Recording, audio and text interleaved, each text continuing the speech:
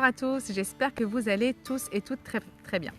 Aujourd'hui, je vais vous parler d'un sujet que certaines mamans m'ont demandé de traiter, c'est le danger pour les enfants. Comment faire avec le danger? Comment faire pour expliquer à nos enfants que c'est dangereux ce qu'ils font ou ce qu'on est en train de voir?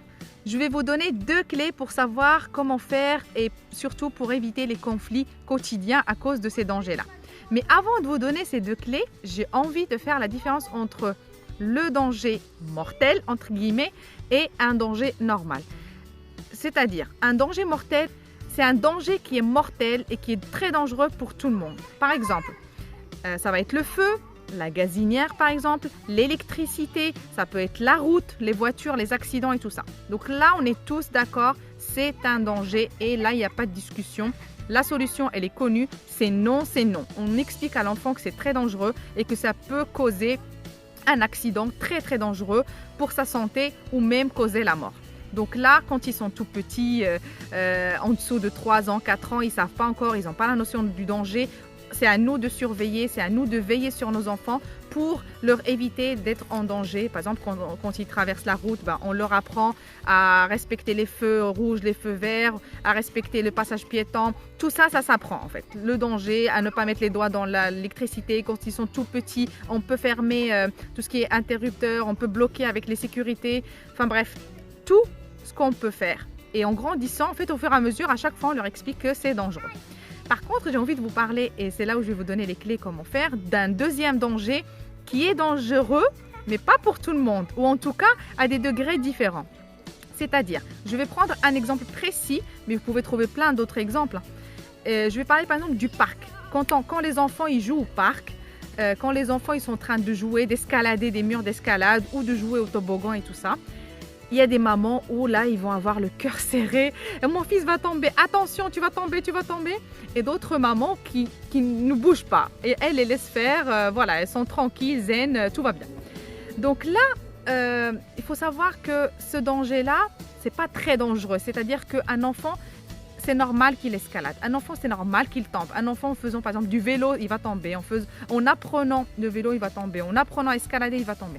Donc ce n'est pas très dangereux. Donc là, c'est la maman qui a peur. C'est la peur de la maman. C'est très important d'expliquer à son enfant que c'est moi qui a peur. En lui disant, fais attention, j'ai peur. J'ai peur que tu tombes. J'ai peur que tu te fasses mal. Sois prudent. Voilà, là, le fait de lui expliquer tes propres sentiments, ça change tout. Comme ça, l'enfant, il comprend très bien que c'est toi qui as peur et que ce n'est pas lui le problème. La deuxième chose ou la deuxième clé, mais en fait ils vont ensemble, mais c'est juste pour vous expliquer. Donc la deuxième clé, c'est sois positive. Dans tes phrases, c'est très important, ne sois pas négative. C'est-à-dire, ne dis pas tu vas tomber, ne monte pas là, ne fais pas ci, ne fais pas ça, tu vas tomber, tu vas te faire mal. Non, c'est pas comme ça. On ne prévoit pas ce qui va se passer. Tu lui dis attention, j'ai peur que tu te fasses mal. Sois prudent. C'est très différent et c'est très, comment dire, c'est vraiment important cette histoire de vocabulaire qu'on utilise parce qu'en fait, si vous voulez, l'enfant, quand on va être négative en lui disant tu vas tomber, et bien lui, il va avoir une peur intérieure qui se déclenche et il va tomber. Et souvent, les mamans, quand ils tombent, ils disent ah ben voilà, c'est ce que je t'ai dit tout à l'heure, je t'ai dit que tu vas tomber, tu étais tombé, tu ne m'as pas écouté. Et en fait, c'est normal parce que tu lui as dit, comme si tu lui as dit ce qu'il faut qu'il fasse. Donc, quand tu lui dis attention, sois prudent, là, tu lui dis d'être prudent. En fait, il faut juste montrer à nos enfants ce qu'il faut qu'ils fassent. Il ne faut pas dire ce qui ne va pas. Il faut dire ce qu'on veut, où on veut arriver. Donc, ça, c'était le deuxième conseil, la deuxième clé. Et c'est vraiment très important. Donc, je récapitule. Soyez positif et exprimez votre propre sentiment. Je répète la phrase que vous pouvez dire. Attention, j'ai peur que tu tombes ou j'ai peur pour toi ou sois prudent, attention, j'ai peur.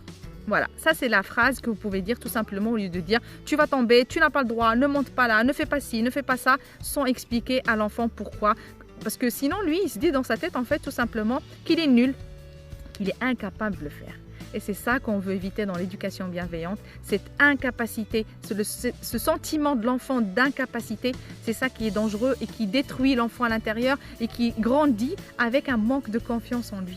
Un enfant qui a peur de monter un mur d'escalade ou un toboggan ou je ne sais pas quel jeu, et ben à 10 ans, il va avoir une autre peur. À 15 ans, il va avoir une autre peur.